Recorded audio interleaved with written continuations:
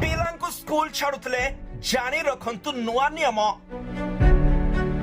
एही नियम न मानिले अंधार होई जिबा आपणक पिलार भविष्यत। खाली स्कूल छाड़ीदेले हेबनी, पाठ भी पढ़िबाकू पड़िबो। लागू हेबो पास फेल नियम। पाठ न पढ़िले हैरान। बापा माँ माने एबे सावधान। पिलांकु स्कूल छाड़ुले जानी रखंतु एही सबु नियम। आगरू पिला मानकु प्रथम श्रेणी रु आरंभ करी 10म श्रेणी पर्यंत बिना बाधारे पास कर दिया जाउथला।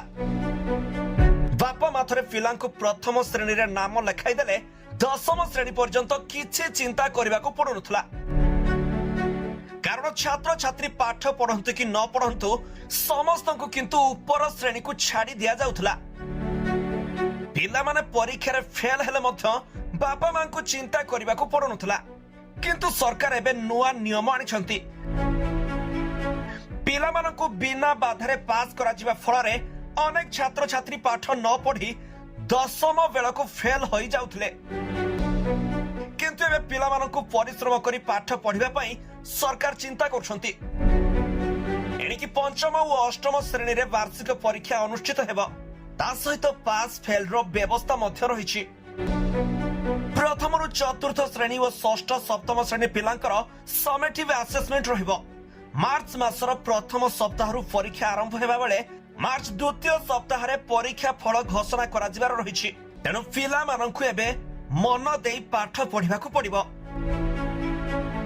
सेहिपरि मार्च 16 रु एप्रिल 15 तारिख मध्यरे परीक्षा रे फेल होइतिबा किंबा कम मार्क रखितिबा पिलांकर पास हेबा पई अन्य विकल्प व्यवस्था ग्रहण करा जिवो। एहाकू विषय भित्तिक शिक्षक करिवे। एप्रिल मासरे तृतीय सप्ताह रे सप्लीमेंटरी परीक्षा हेबो एवं चतुर्थ सप्ताह रे परीक्षा फल प्रकाश पाइबो। एने ओडिशा विद्यालय शिक्षा कार्यक्रम प्राधिकरण पक्षरु समस्त जिला शिक्षा अधिकारी को चिट्ठी पठा जाइछि।